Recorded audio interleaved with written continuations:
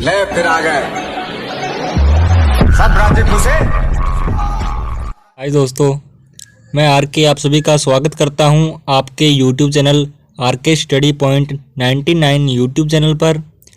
तो आज हम कक्षा 12 के जो बोर्ड एग्ज़ाम का जो मॉडल पेपर है, जो पैटर्न है, वो हम आज देखेंगे किस तरीके से जो है पैटर्न जो बना हुआ है।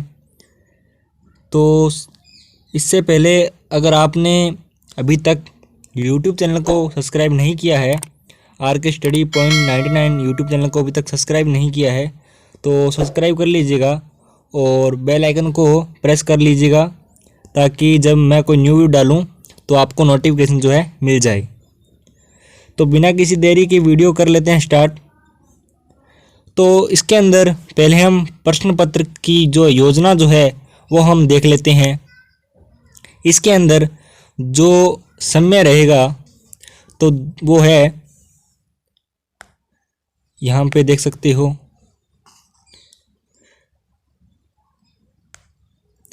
समय है अपना यहाँ पे 2 घंटे 45 मिनट। ठीक है, 2 घंटे 45 मिनट का यहाँ पे समय है। और जो पूर्णांक है यहाँ पे 80 दे रखा है, बट 80 नहीं है, 56 नंबर का होगा क्योंकि जो बाकी जो है वो प्रैक्टिकल होगा।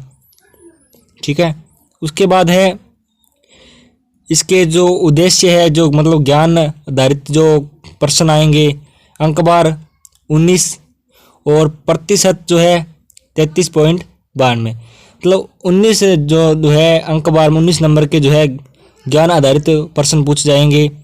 ठीक है, जो कि मतलब घुमा फिरा के आपसे नहीं पूछ जाएंगे। ठीक है, अबोध वाले क्वेश्चन पूछ जाएंगे, उनका जो अंक बार है वो 23 होगा। और अभिव्यक्ति के जो है प्रश्न जो है पूछे जाएंगे जो कि 10 नंबर के होंगे। और टोटल जो योग होगा वो 56 होगा। और मैंने आपको बता दिया अभी इसका तो है नहीं, मतलब 80 पूर्णांक लिखा हुआ था, तो 56 नंबर का होगा और बाकी जो होगा वो प्रैक्टिकल होगा। ठीक है, यहाँ पे योग आप देख सकते हो 56 नंबर का है। ठीक है, इस प्रकार से आपको जो है प्रश्न जो है क्वेश्चन जो है पूछे जाएंगे। ठीक है, ज्ञान आधारित, अबोध वाले, अभिव्यक्ति वाले और मौलिकता। ठीक है, मतलब पहले जो है ज्ञान वाले, इसके अंदर मतलब आपको घुमा फिरा के नहीं पूछ जाएंगे। उसके बाद आपको जो है इस तरह से क्वेश्चन पूछ जाएंगे, क्यों हुआ। ठीक है, किसी बात में मतलब जैसे प्रश्न मान लीजिए आप कोई भी ऐसा क्यों हुआ, इस प्रकार से आपसे जो है प्रश्न पूछे जाएंगे। उसके बाद देख लेते हैं प्रश्न के जो है प्रकार, जो अंक बार जो वो उसको हम देख लेते हैं। जो उसका जो अंक बार है प्रश्नों का वो हम देख लेते हैं। तो इसके अंदर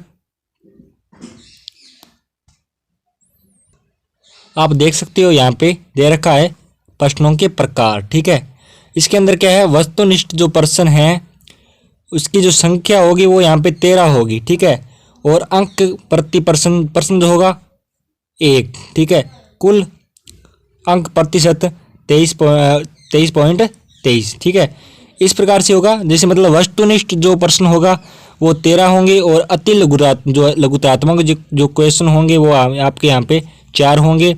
और लघुतात्मक की यहाँ पे संख्या आपकी जो होगी वो होगी 12 होगी। और दीर्घ उत्तरीय जो प्रश्न होंगे वो आपके 3 होंगे। और निम्नात्मक जो क्वेश्चन होंगे वो आपके 2 होंगे। और मानचित्र जो है वो आपके 2 पूछ जाएंगे, जैसे भारत और विश्व का हो गया, ये 1-1 नंबर का होगा। और निम्नात्मक जो क्वेश्चन जो है, ठीक है, इसका जो अंक होगा वो आपको जो उसके अंक दिए जाएंगे वो 4 होगा। दीर्घ उत्तीर्ण प्रश्न के 3 नंबर और लघुत्रात्मक के जो आपको अंक दिए जाएंगे वो 1.5 नंबर का होगा। ठीक है, इस प्रकार से है ये प्रश्नों के जो अंकवार है। ठीक है, आगे चलते हैं और देखते हैं। उसके बाद यहाँ पे विषय वस्तु का अंकवार, ठीक है, ये हम देख लेते हैं यहाँ पे। तो यहाँ पे देखिए, मानव भूगोल प्रकृति विषय के क्षेत्र। ठीक है, इसका जो अंकवार है वो रहेगा 4। ठीक है, और जो यहाँ पे विश्व होगा, यहाँ पे दे रखा है वीरत। ठीक है, विश्व होगा, विश्व जनसंख्या, वेतन, घनत्व और वृद्धि, ये 2। ठीक है, इसका जो अंक बार होगा वो 2 होगा। और जनसंख्या संगठन इसका 4 होगा। प्राथमिक क्रियाएं इसका 2 होगा और द्वितीय क्रियाएं इसका होगा 5, ठीक है। और तृतीय और चतुर्थ क्रियाकलाप इसका 5 होगा। उसके बाद है मानव बस्ती, इसका 4 होगा। मानचित्र कार्य विषम 2, जो कि आपको मैंने बता ही दिया, ठीक है। जनसंख्या वितरण घनत्व वृद्धि और संगठन, ये यहाँ पे देखिए 2.5 नंबर का होगा। उसके बाद है प्रवास प्रकार कारण और परिणाम 1.5, ठीक है, मतलब 1.5 का हो गया, ठीक है। उसके बाद है मानव बस्ती 4 का हो जाएगा। भू संसाधन तथा कृषि जो है 3.5 का होगा और जल संसाधन 5.5, ठीक है। इसके बाद देखते हैं आगे।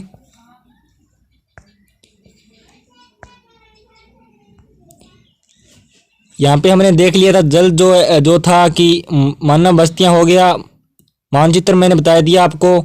उसके बाद यहाँ पे जनसंख्या वितरण घनत्व वृद्धि संगठन, प्रवास प्रकार कारण और परिणाम हो गया। जल संसाधन तक हम आ चुके थे। तो उसके बाद हम देखते हैं जल संसाधन के बाद में देखते हैं जल संसाधन जो है ये 5.5 नंबर का होगा और खनिज तथा ऊर्जा संसाधन जो है 1 नंबर का होगा। निर्माण उद्योग जो है 4 का होगा। परिवहन तथा संचार जो है 4 का होगा। मानचित्र कार्य भारत ये 2 हो गया, ठीक है। मतलब इस प्रकार से जो है।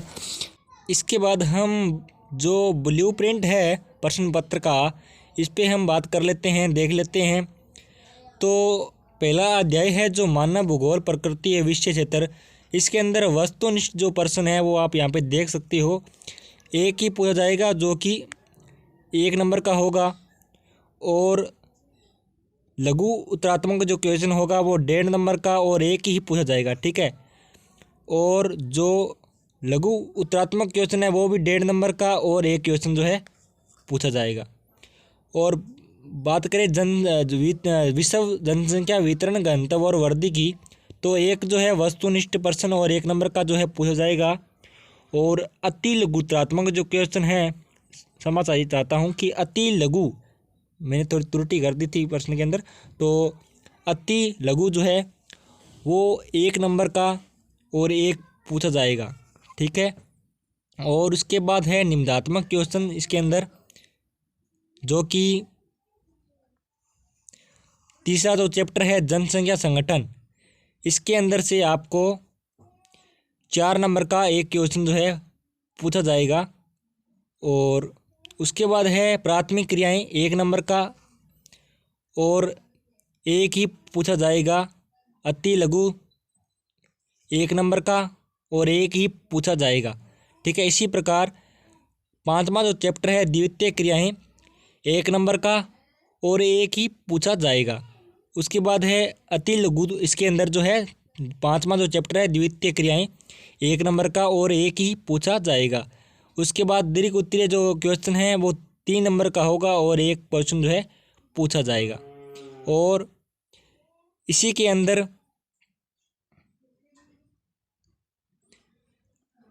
जो छठा जो चैप्टर है अपना तृतीय और चतुर्थ क्रियाकलाप, जो है छोटे क्वेश्चन जो वस्तुनिष्ठ क्वेश्चन जो है वो आपका 1 नंबर का और एक ही पूछा जाएगा। इसी प्रकार इसके अंदर आप देख सकते हो अति लघु 1, ठीक है। उसके बाद 3 नंबर का एक क्वेश्चन पूछा जाएगा जो दीर्घ उत्तरीय क्वेश्चन जो होगा। आप इसको देख सकते हो, इसका स्क्रीनशॉट आप ले लेना। इसी प्रकार से है, आप समझ सकते हो, मैंने इस तरीके से आपको समझाया है। और उसके बाद हम देख लेते हैं आगे। ये आगे अपना माध्यमिक शिक्षा बोर्ड राजस्थान अजमेर का जो भूगोल कक्षा 12 का जो मॉडल पेपर है वो आप यहाँ पे देख सकते हो। इसके अंदर समय दिया गया है 2 घंटे 45 मिनट का। और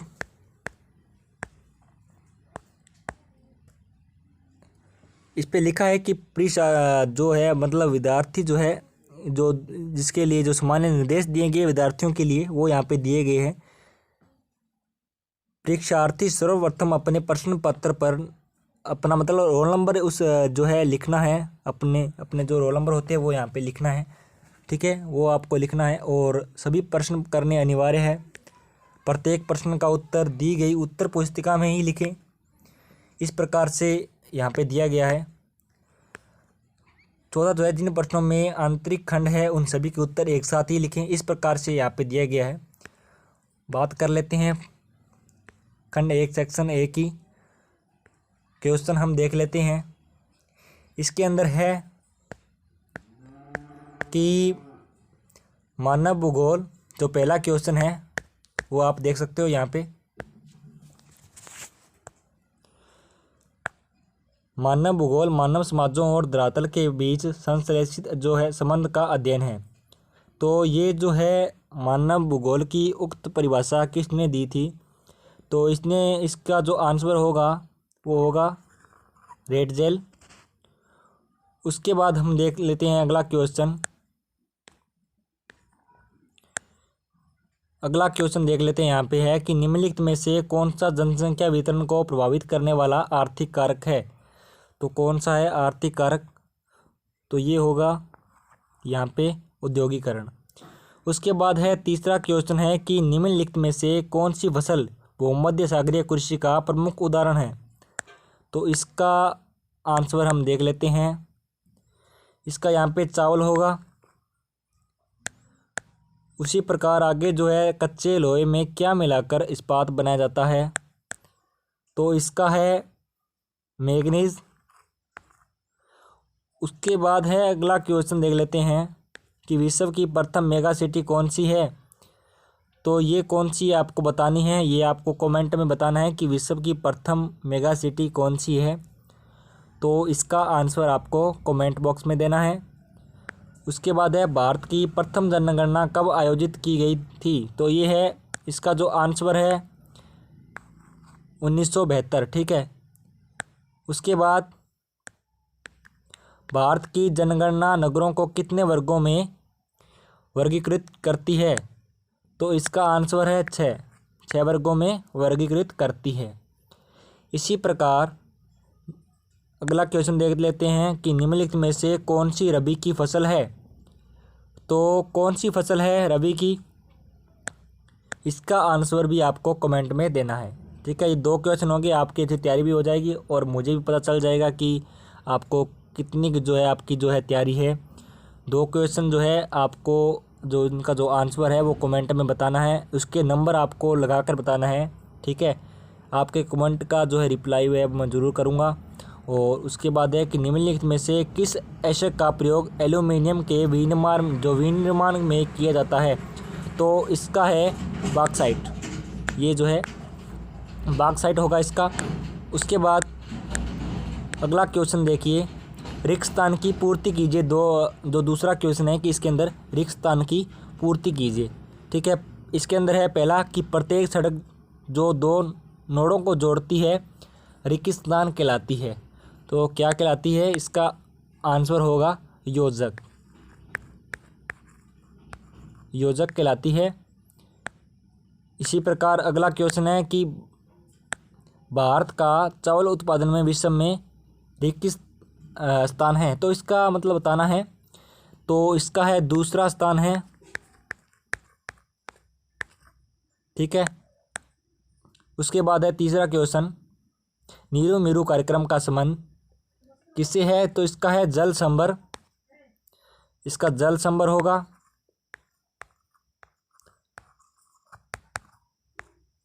इसी प्रकार आगे देख लेते हैं, नेशनल रिमोट सेंसिंग सेंटर कहाँ पे स्थित है? तो हैदराबाद। इसका होगा हैदराबाद। उसके बाद देख लेते हैं प्रश्न 3 अति लघुत्तरात्मक क्वेश्चन। इसके अंदर पूछा गया है कि प्रतिकर्ष कारकों के 2 उदाहरण लिखिए। और उसके बाद दूसरा जो क्वेश्चन है कि विवर्त जनन खनिजों के खनन का सबसे सस्ता तरीका क्यों है? ये बताना है। तीसरा क्वेश्चन है इसके अंदर सार्वजनिक क्षेत्र के उद्योग एवं निजी क्षेत्र के उद्योगों में कोई एक अंतर बताइए। इसके अंदर अंतर बताना है। उसके बाद है कि विकासशील देशों में अंकीय विभाजन को कम करने हेतु एक सुझाव दीजिए। उसके बाद खंड आता है यहाँ पे वह सेक्शन भी आ जाता है लघुत्तरात्मक क्वेश्चन का। तो साम्यवाद जो है को स्पष्ट करना है। समवाद को यहाँ पे स्पष्ट करना है। आपके अनुसार नवनिश्चयवाद का क्या महत्व है और मानव बस्ती की यहाँ पे क्या है परिभाषा बतानी है, जो कि 1.5 नंबर का होगा। 1.5 नंबर का क्वेश्चन है कि मानव बस्ती को परिभाषित कीजिए। उसके बाद 7वां क्वेश्चन है कि ग्रामीण बस्तियों की समस्याओं को दूर करने के कोई 3 उपाय सुझाइए। 8वां क्वेश्चन है कि प्रवास के कोई 2 कारण बताइए। 1.5 नंबर का क्वेश्चन है जनसंख्या घनत्व को परिभाषित कीजिए। 1.5 नंबर का क्वेश्चन है भारत में गुंचित बस्तियों के कोई 2 उदाहरण लिख दीजिए। 11वां क्वेश्चन आपके अनुसार यहाँ पे अंग्रेजी नहीं होगा, यहाँ पे होगा अंग्रेजों। ठीक है, यहाँ पे थोड़ा मिसप्रिंट हो चुका है, यहाँ पे अंग्रेजों होगा। भारत में तटीय स्थानों पर नगरों का विकास क्यों किया। उसके बाद 12वां क्वेश्चन है कि साझा संपत्ति साधनों पर संक्षिप्त टिप्पणी लिखनी है। 13वां क्वेश्चन है कि जल संभर प्रबंधन से आप क्या समझते हैं। 14वां क्वेश्चन है कि निम्नलिखित को सम्मिलित कीजिए। तो यहाँ पे सम्मिलित करना है, इनका जो है मिलान करना है। ठीक है, जैसे राष्ट्रीय राजमार्ग, इलाहाबाद हल्दिया विस्तार, इस प्रकार से आपको करना है। और सेक्शन आप पे आ जाता है सी, दीर्घ उत्तरीय क्वेश्चन, जो कि आपको अथवा में पूछे जाएंगे। इस यहाँ पे आपका काम आसान हो जाता है, क्योंकि आप जब जिस तरीके से सिलेबस तैयार करोगे, जिस तरीके से आप पढ़ोगे, तो आपको यहाँ पे अथवा में जो क्वेश्चन पूछे जाएंगे वो इसके अंदर आपका जो काम है वो आसान हो जाता है। तो भारत में चिकित्सा पर्यटन को बढ़ाने के लिए क्या प्रयास किए जाने चाहिए। अथवा में पूछा गया है कि फुटकर व्यापार का विश्लेषण कीजिए। उसके बाद है 17वां क्वेश्चन यहाँ पे कि कच्चे माल पर आधारित उद्योगों को वर्गीकृत कीजिए। अथवा में पूछा गया है कि आकार के आधार पर विनिर्माण उद्योगों को वर्गीकृत कीजिए। भारतीय राष्ट्रीय जल नीति 2002 की कोई 3 विशेषताओं का उल्लेख कीजिए। अथवा में पूछा गया है कि जल गुणवत्ता में ह्रास के कारणों का संक्षेप में वर्णन कीजिए। ठीक है, उसी प्रकार खंड आ जाता है अपना द सेक्शन जो डी आ जाता है निम्नात्मक क्वेश्चन है, इसी के अंदर भी अथवा में पूछा गया है। तो यहाँ से आप देखिए कि जो सेक्शन सी होगा उसके बाद जो क्वेश्चन जो है वो सभी अथवा में पूछे जाएंगे। ठीक है, तो इसके अंदर है 19वां क्वेश्चन कि जनसंख्या वितरण को प्रभावित करने वाले अधिक कारकों का वर्णन कीजिए। कारकों यानी कि कारण। ठीक है, अथवा में पूछा गया है कि लिंगानुपात से आप क्या समझते हैं। एशियाई देशों में कम लिंगानुपात के कारणों का उल्लेख कीजिए। इसी के अंदर है 20वां क्वेश्चन कि भारत में लोहा इस्पात उद्योग का विस्तार से वर्णन कीजिए। अथवा में पूछा गया है कि नई औद्योगिक नीति 1991 ने भारत में औद्योगिक विकास को किस प्रकार प्रभावित किया, चर्चा कीजिए। और इसी प्रकार प्रश्न क्रमांक 21 से 22 मानचित्र कार्य से संबंधित है। प्रत्येक प्रश्न 2 अंक का है। ठीक है, विश्व एवं भारत के उपलब्ध कराए गए रेखा मानचित्रों को उत्तर पुस्तिका के साथ नत्थी करें। ठीक है, मतलब इसकी जो है वो आपको मानचित्र में दर्शाना है। दिए गए विश्व के रेखा मानचित्र में निम्नलिखित संघनन जनसंख्या वाले देशों को दर्शाइए। ठीक है, पाकिस्तान है, बांग्लादेश है, श्रीलंका, इंडोनेशिया। दिए गए भारत के रेखा मानचित्र में निम्नलिखित वस्त्र उद्योग केंद्रों को दर्शाइए। भीलवाड़ा और वडोदरा, कोयम्बटूर, वाराणसी। यही था अपना भूगोल का मॉडल पेपर। तो आपका अब ये सवाल है कि जो आपके मन में जो प्रश्न है वो यही है कि यही के क्वेश्चन जो है बोर्ड में आएंगे, तो ऐसा नहीं है। हाँ, हो सकता है क्वेश्चन जो है रिपीट हो जाए, पर जो मतलब कोविड के कारण जो है जो पैटर्न चेंज हुआ है वो विद्यार्थियों को, टीचरों को बताने के लिए मॉडल पेपर जो है जारी किया जाता है भी किस प्रकार से सिलेबस के जो अंक आए हैं जो है वो आपको बता रहे हैं, मतलब बोर्ड वाले। ठीक है, तो इस प्रकार से मतलब पैटर्न जो है बना है। इसी प्रकार से जो है क्वेश्चन जो है आपकी बोर्ड में पूछे जाएंगे। हो सकता है भी क्वेश्चन रिपीट हो जाए इनमें से, बट आपको करना है, पूरी तैयारी करना है, मतलब अपनी जो बुक्स है वो अच्छी तरीके से पढ़ना है। और एक स्थान वाले जो है आपको अपनी किताब के चैप्टरों में से कहीं से भी पूछ ले जाएंगे, क्योंकि उनमें से हाँ बोर्ड एग्जाम वाले जो है इसको उस चीज़ पर फोकस करेंगे जो मतलब इम्पोर्टेंट है। ठीक है, तो यही था अपना भूगोल का मॉडल पेपर। आगे जो और विषयों का जो मॉडल पेपर है वो भी मैं आपके लिए लेकर आऊँगा। तब तक के लिए बाय बाय। वीडियो को शेयर करना है, लाइक करना है और चैनल को सब्सक्राइब करना है।